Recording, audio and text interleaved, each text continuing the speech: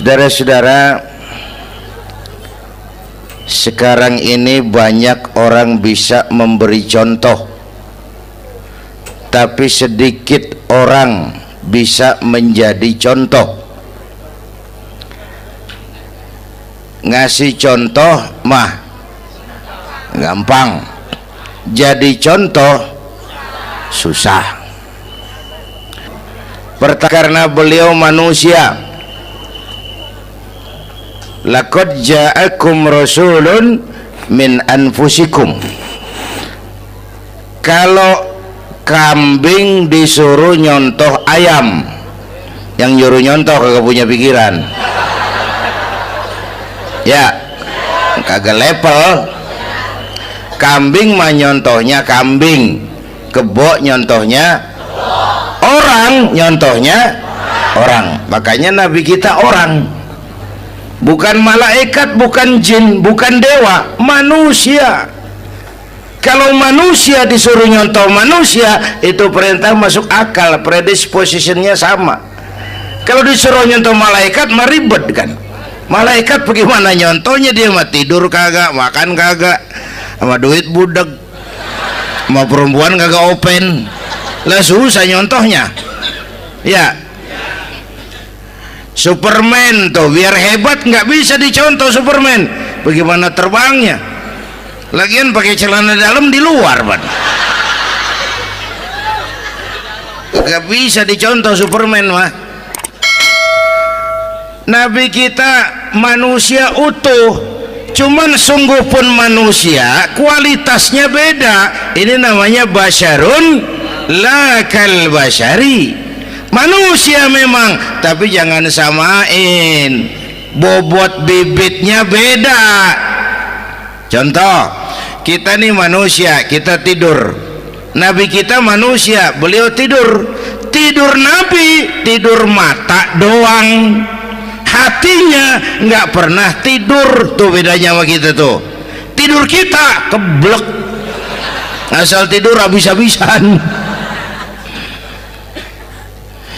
Lagi, kita manusia, kita keringetan. Nabi kita manusia, keringetan. Keringet Nabi harum wangi, bau minyak kasturi, zaman belum ada parfum. Keringet kita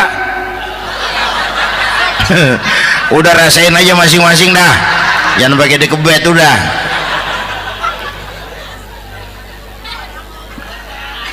Contoh lagi, kita nih manusia nih, kita beludah nggak? Nabi kita manusia, beliau juga beludah. Ludah Nabi obat, ludah Nabi itu kan waktu mau hijrah kan sama Sayyidina Abu Bakar, sampai di Gua Sur, Sayyidina Abu Bakar bilang, saya turun duluan ke gua ya Rasul. Ngapain? Bersihin gua, takut ada binatang berbisa. Silakan turun. Sayyidina Abu Bakar bersihin gua, bener tuh, tangannya digigit kalajengking, sakit, ngebet, bengkak. Kalajengking Arab ya, emang di Arab kejadiannya.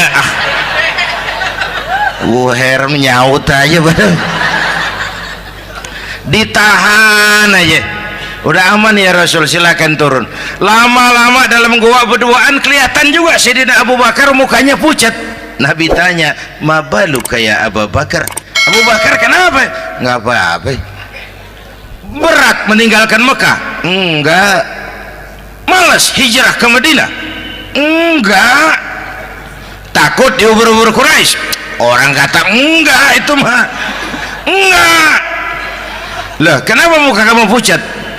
Tangan digigit kalajengking. Ngapa nggak ngomong dari tadi? Saya nggak mau nyusahin Tuhan ya Rasul, biar saya tahan, asal jangan nyusahin Tuhan. Jangan begitu kau. Sini tanganmu, diambil sama baginda Nabi. Bismillahirrahmanirrahim. Cuh, diludahin, ringkes, sembuh saat itu juga. Ludah Nabi. Pengen tahu kita yang ludahin, bengkak campur koreng.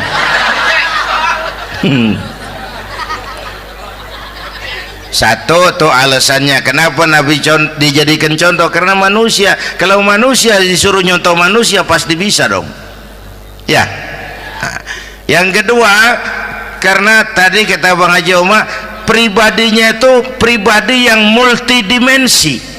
Menyontoh apa? Pak, saya ini pengusaha Pak.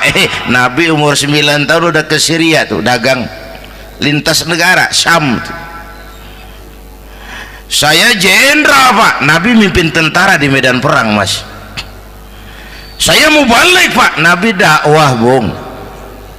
Saya guru Pak, Nabi ngajar Mas. Innama bu'istu mu'alliman, aku diutus sebagai guru, guru umat, guru bangsa. Saya politisi Pak, Nabi diplomat ulung Bung. Saya presiden Pak, Nabi mimpin bangsa dan negara Mas. Saya kepala rumah tangga Pak, Nabi punya anak bini Bang. Ayo lempengan mana dulu cari ngomong.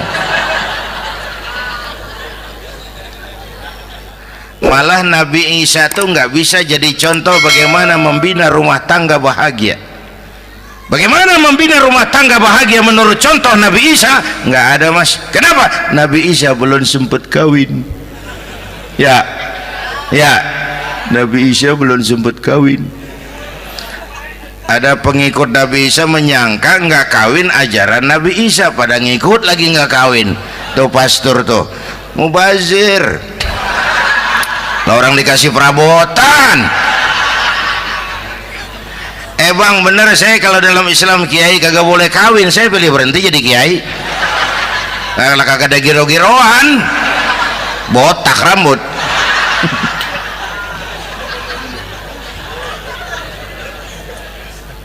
Makanya Bang Haji Oma cerita poligami saya girang banget tadi.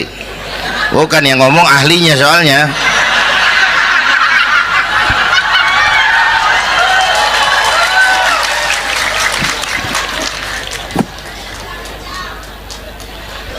Dadah gitu aja deh ya.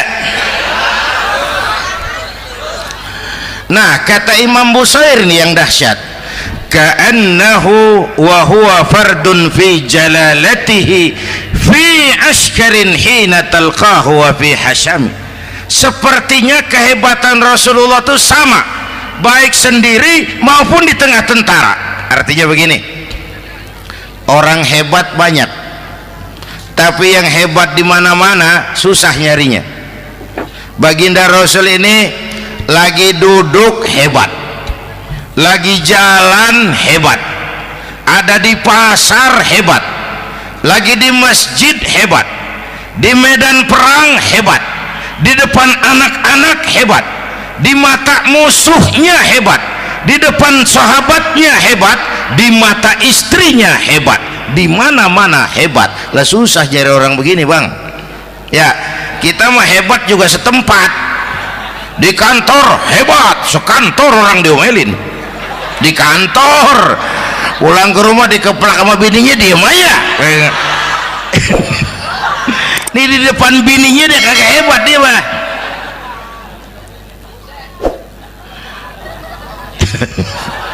Oke, lalu kalau begitu soalnya apa yang mau kita contoh? Saya sampaikan 3 aja. Pertama, Nabi kita ini tokoh yang sejak kecil udah ditempa kesusahan. Bu, tadi kata Bang Haji, Islam mengangkat derajat kaum perempuan karena perempuan banyak melahirkan orang besar. Lihat Sayyidah Aminah, ibunda baginda Nabi, melahirkan anak pertama tanpa didampingi suami. Meninggal suaminya, sedih hatinya, remuk perasaannya, tapi tegar jiwanya. Dilahirkannya bayi bernama Muhammad, diasuhnya penuh kasih sayang, diantarnya menjadi orang besar dan memang dibesarkan oleh Allah. Itu contoh tuh Bu. Bilangin anak-anak tong, bocah Nabi ngangon kambing tong, sekolah tong, jadi orang gede. Baba lu tibang tamat SD, lu sarjana lu. Baba lu cuman jadi RT, lu jadi camat lu. Biarin malu baba lu, pala jadi kaki, kaki jadi pala, asal lu terus sekolah. Bu, anak sekolahin, gelang doang digedein lu. Nih kan kita Betawi nih pendidikan ngentengin banget kotaan. Udah dong jangan tinggi-tinggi sekolah udah. Ngapa mak, baba lu kagak sekolah hidup noh. Hidup dong pun jamu monyet juga hidup. Bu, anak sekolahin.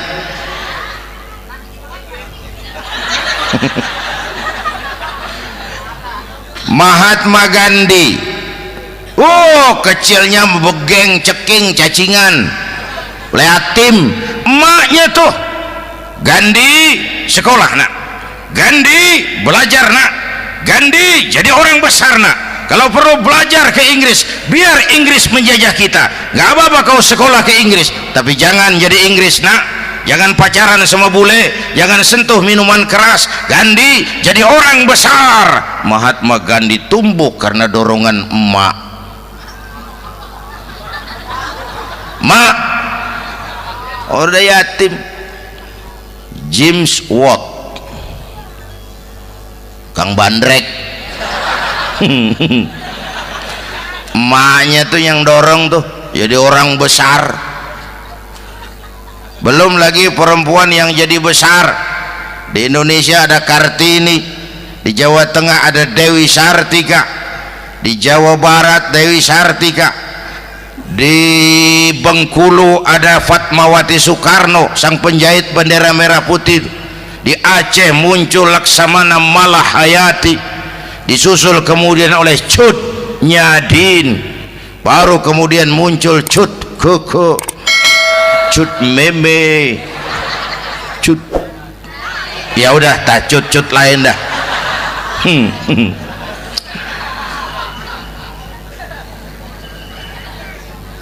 Nabi ke remajanya nggak dikolokin, tegar, tahan bantingan, nggak cengeng. Begini bang, kalau bahasa kita nih, bahasa Betawi nih, orang mah bang kalau udah biasa susah ketemu susah nggak kaget udah. Ya kita Betawi kan masuk sudah nukangin. Susah mulu. Saya santri nih biasa makan kangkung, datang ke rumah temen dikasih kangkung, makanan gue ini mat, dikasih daging ayam lah nambah, emang apa? Orang mah kalau biasa susah enak nggak kagetan. Saya santri biasa tidur di masjid, disuruh nginep di hotel lah pules nggak? Tapi yang biasa tidur di hotel suruh nginep di masjid encok. Makanya kemarin tuh waktu menteri-menteri baru dilantik tuh saya ngarepin tuh, mudah-mudahan nih menteri ini begitu dilantik bacaannya nawaitu sauma ghadin. Lu pada niat puasa dulu dah, entaran. Puasa kan bukan kagak boleh, nunda doang, nunda puasa mah. Tempe boleh maghrib, tahu boleh maghrib, air kelapa boleh maghrib. Lu menteri pada mau naik mobil mewah boleh, ntar kalau ekonomi udah mendingan, rakyat udah pada legaan napasnya. Ya sebab apa? Itu duit buat mobil para menteri kan duit negara kan duit rakyat kan duit gue juga, itu ada di situ. Gue bayar pajak. Sayangnya kebanyakan pejabat kita asal dilantik aja bacaannya Allahumma lakasumtu, niat buka puasa. Orang buka puasa kan kemaruk, apa jadi gares ya? Bu, jadi benar Islam mengangkat harkat, derajat, martabat kaum perempuan. Kata Bang Haji Umar tadi, dengar nggak tuh? Waktu Nabi ditanya, ya Rasul, siapa yang paling harus saya taati di dunia? Ibumu. Setelah itu ibumu. Setelah itu ibumu. Setelah itu bapakmu. Ibu 3 kali disebut, bapak coba pikirin, ibu 3, bapak 1 bapak. Ini bagaimana ngitungnya? Jadi kerok begini nih ngitung nih.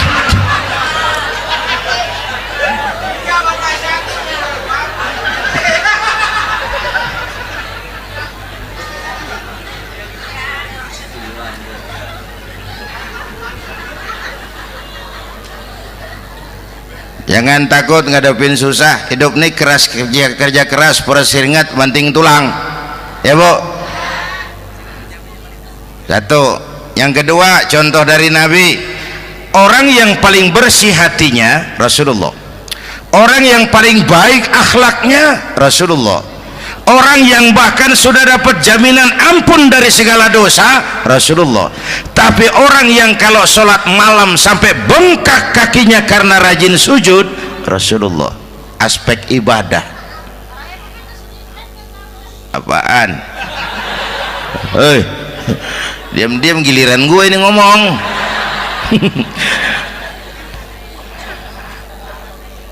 Lo ngomong lagi udah gue pulang. Canda neng. Udah gantian ya. Ya. Apaan urusan?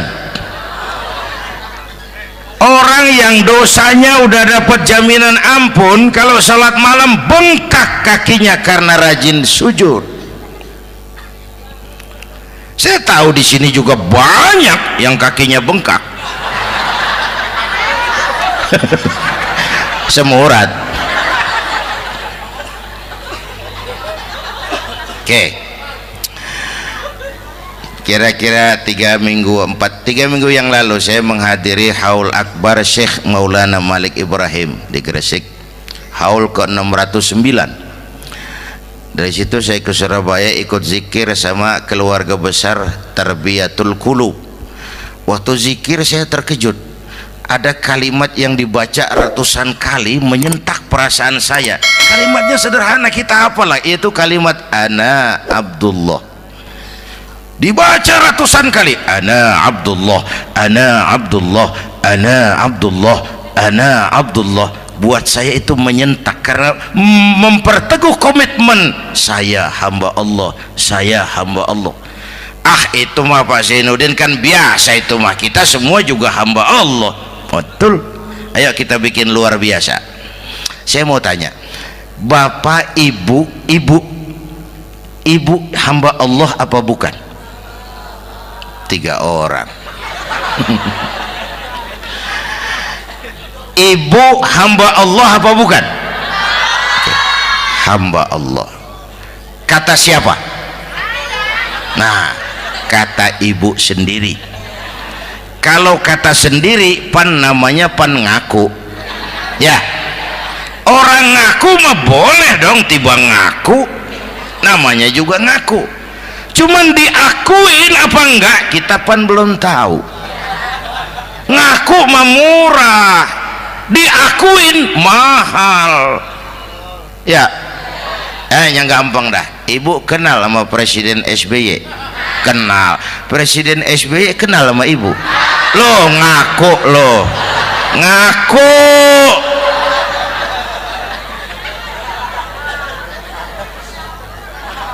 Saya hamba Allah, kata saya. Berapa banyak orang mulutnya hamba Allah, perbuatannya menyatakan dia hamba dunia, hamba harta, hamba jabatan, hamba setan, budak nafsu. Nggak sesuai ucapan sama perbuatan. Yuk jadi hamba Allah yang beneran. Jangan separuh-separuh. Kita mapan asal sakit mah hamba Allah. Ya Allah, ya Allah, lagi sakit, sehat ya dikit, keder, nyari masjid nggak ketemu.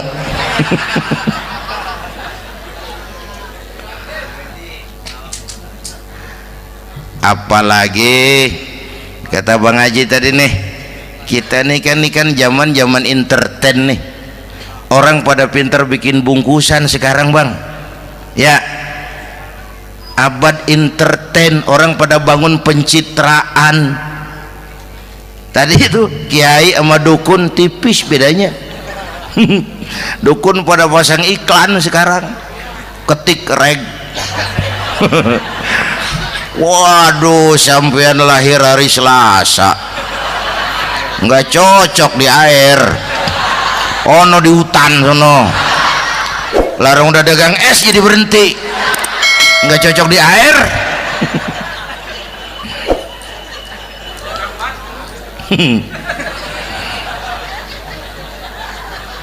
Bu, Di zaman ini siapa pakai apa, siapa mau jadi apa, kagak urus nih.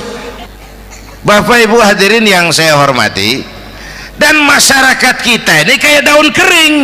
Tahu daun kering? Gampang dikumpulin, susah diikat, berisik, gampang dibakar. Tuh daun kering. Penyakitnya kutil, kurang teliti, cepat heran, gampang kagum. Cepat heran, gampang kagum. Dulu ada tuh satu hari tabrakan di jalan kenceng, buah, korban jatuh belepotan darah, dikerubungin orang banyak.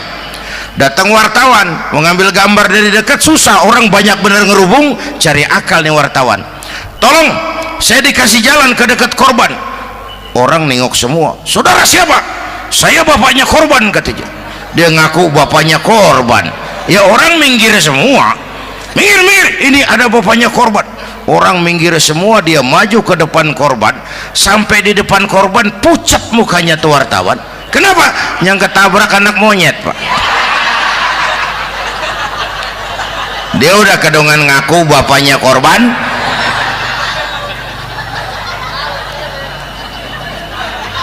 Bu, ini cerita pendek tapi pesannya lumayan nih. Kalau belum kenal bener mah jangan buru-buru ngakuin, ya. Dia kagak tahu yang ketabrak siapa, main ngakuin aja, saya bapaknya korban. Lu makan lu jadi bapak monyet sono lu. Makanya jagain kampung kita nih, jangan kemasukan yang aneh-aneh, ya. Nabi palsu, aliran aneh, ya ini bid'ah, itu bid'ah kuno yang kayak begitu. Capek kita ngurusin begitu, udah kelewatan, ya. Yang tahlil terusin, yang kagak suka nggak apa-apa, cuman jangan ngomelin yang tahlil. Orang tahlil juga pakai dalil. Yang mabok masih banyak, yang tahlil diomelin. Kita nih kayak kurang kerjaan, akhirnya rame turu-turu kita. Padahal yang harus kita kembangkan kan rukun antar umat seagama, rukun antar umat beragama, rukun antar umat beragama dengan pemerintah, kata Bang Haji Omar tadi. Rukun antar umat seagama, turu-turu kita muslim nih kudu rukun. Beda pendapat boleh, marahan jangan, ya. Tangan kanan sama tangan kiri juga beda, cuman rukun. Asal kiri gatal nih, kanan kagak diundang, dia datang aja nggak rukin. Nggak ada kiri gatal kanan ngomel, lu garuk aja sendiri, nggak, dia mah akur, ya Bu.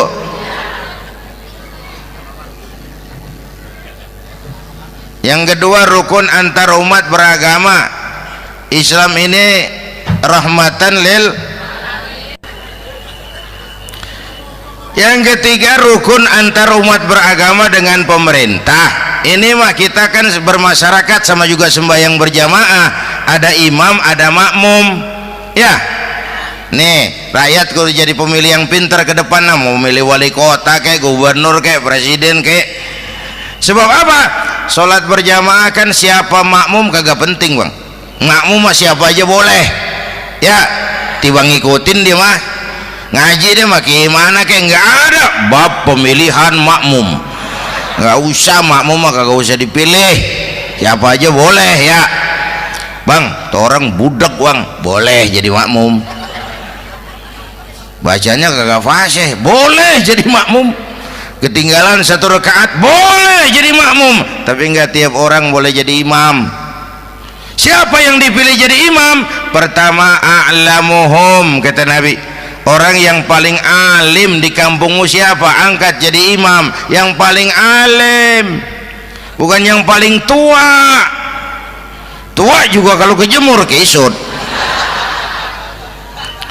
Dulu tuh Nabi Adam waktu diangkat jadi khalifah kan bekalnya apa? Wa 'allama Adam al-asma'a kullaha. Al-asma' ay al-ulumul katsirah. Dulu zaman Fir'aun perang sihir sama Musa, sekarang perang visi dan misi. Punya ilmu, Bu, ngerti urusan dari tetek sampai bengeknya. Kalau ngikutin imam yang alim pan enak, bisa dipertanggungjawabkan. Hati-hati milih pemimpin, maksudnya bu, jangan terjebak oleh penampilan. Emas pasti kuning, bener? Apa semua yang kuning pasti emas? Udah paham dulu. Ustadz, kenapa di kampung saya ada 2 orang alimnya sama, yang mana yang jadi imam? Afsahuhum, yang lebih fasih lidahnya. Yang satu alim pelok, yang satu alim kagak pelok. Nah, yang kagak pelok suruh jadi imam. Kenapa? Nggak sah orang fasih bermakmum kepada imam pelok. Ustadz, imam pelok, makmum pelok semua. Sah, namanya kampung pelok, biarin, susah diurusin udah itu. Apa sih artinya fasih? Yang enak deh, nyambung. Pegel kalau punya pemimpin kagak nyambung sama rakyat. Ya, rakyat mau yang ngidul deh ngalor, rakyat mau yang ngulon deh ngetan. Lah kan capek rakyat, kagak nyambung. Makanya kalau jadi imam pesan Nabi, idza amma ahadukumun nas falyukhaffif. Kalau kamu jadi imam, ringankan sholat kamu. Itu makmum nggak sama kekuatannya. Jangan panjang-panjang kalau jadi imam, kudu tahu keadaan makmum. Tuh makmum ada yang udah tua rentak, diri aja udah gemeter. Ada yang punya darah tinggi, kalau sujud kelamaan palanya ngebet. Ada yang udah janji tuh makmum habis sembahyang mau terima duit. Kalau imam kelamaan, kalau saudan makmum. Ya, nyambung. Jangan udah diangkat jadi imam saenake dhewe. Salat isya berjamaah, rakaat pertama selesai Fatihah Yasin. Makmum ikut mengikut, cuman bari ngancem, besok gua tawiatin balik lagi udah. Kagak nyambung.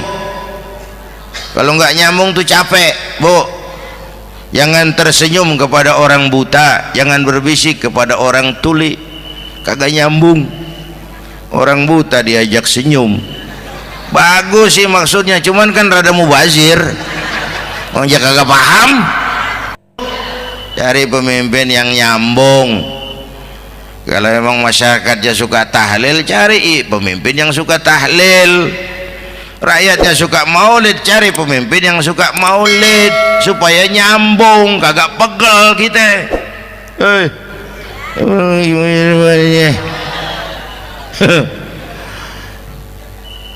Bapak Ibu hadirin, saya balik urusan kita. Nyontoh Nabi ibadahnya luar biasa. Bu, kita ini perlu Allah. Kita ini perlu Allah. Semua kita perantau di bumi Allah ini. Perantau pasti pulang.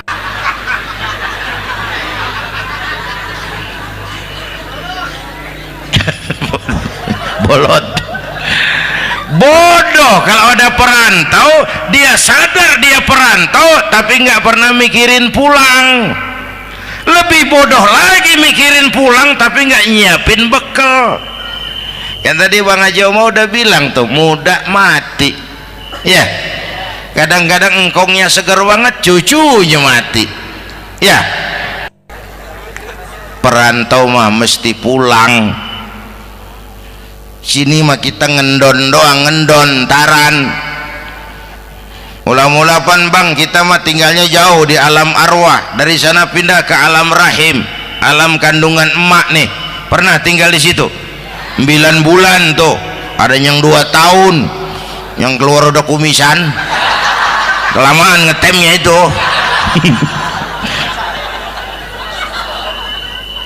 Dari sisi ini oh pantas ibumu, bapakmu, karena alam rahim, fisik dan psikis emak lebih capek dari kita bapak. Kita mah orang laki mah, kita mah pan investor gitu mah, nanam modal doang. Yang ngolah pabrikan emak tuh ya mak. Pabrik. Anak-anakku remaja, pemuda yang hadir, Masya Allah, emakmu, emakku, emak kita semua nih, dari mulai ngidamin kita udah kita seksa nih mana. Dari mulai ngidamin kita udah kita seksa emak nih, muntah nggak urus.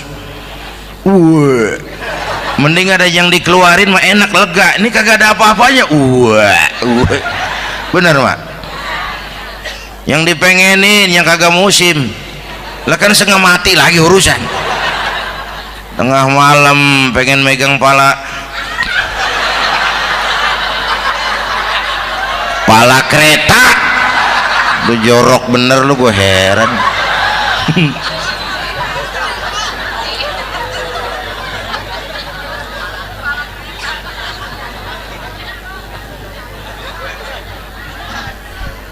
Bapak Ibu hadirin, yang ketiga terakhir, contoh dari baginda Nabi, modal utama perjuangannya adalah akhlak. Memperbaiki akhlak, pakai akhlak. Rasulullah ngajak, bukan ngejek. Rasulullah merangkul, bukan mukul. Rasulullah pakai argumen, bukan pakai sentimen. Tujuannya adalah kebenaran, bukan menang-menangan. Prinsip dakwahnya basyiru wala tunafiru, yassiru wala tu'assiru. Gembirakan orang, jangan ditakut-takutin. Mudahkan urusan orang, jangan dibikin sulit. Di masyarakat memang mendingan rakyat rendah berakhlak tinggi daripada pejabat tinggi berakhlak rendah. Dulu tahun 50-an orang kita kalau pergi haji ke Mekah 6 bulan. 6 bulan tuh orang udah pada lupa aja baru pulang. 6 bulan yang ada cuman kapal laut, Mekah Madinah onta, banyak rampok lagi di gurun pasir Baduy itu. Dulu orang tua kita belajar manasik, kalian belajar silat. Sekarang karena kemudahan kemajuan ilmu menciptakan Boeing memotong waktu 5 bulan, orang pergi haji cukup sebulan. Bapak Ibu hadirin yang saya hormati, oleh karena itu menjaga nilai-nilai akhlak itu penting. Kepada siapa kita harus berakhlak? Pertama, kita harus berakhlak kepada Allah. Bagaimana caranya? Jangan menyekutukannya dengan sesuatu pun. Yang kedua, jangan menyembah kecuali hanya kepadanya. Yang kedua, kita harus berakhlak kepada sesama tadi itu. Yang ketiga, kepada lingkungan. Saya dulu masih zaman ada almarhum kakek saya, engkong. Kampung saya banjir, air masuk ke rumah. Saya teriak, "Kong, banjir, Kong." Engkong saya ketawa, "Biarin, bukan salah air." Habis, salah lo.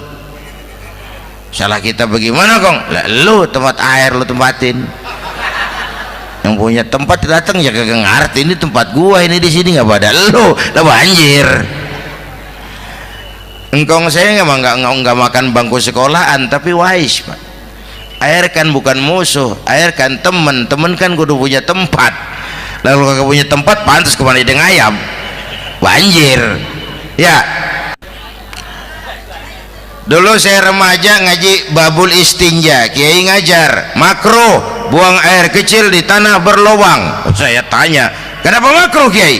Pertama, untuk alasan kesehatan. Siapa tahu di lubang yang kamu kencingi ada gas beracun. Kalau tidak kiai, kalau tidak maka artinya melindungi binatang yang ada di dalam lubang. Siapa tahu di lubang yang kamu kencingin ada semut sedang rapat membahas laporan Susno 2Ji. Apa dosanya lalu mati dikencingin? Ini namanya rahmatan li semut. Saya mau bilang alam sekarang tidak seramah dulu karena kita juga nggak ramah sama alam. Bapak Ibu hadirin yang saya hormati, padahal watak Islam rahmatan lil alamin. Inilah barangkali sekelumit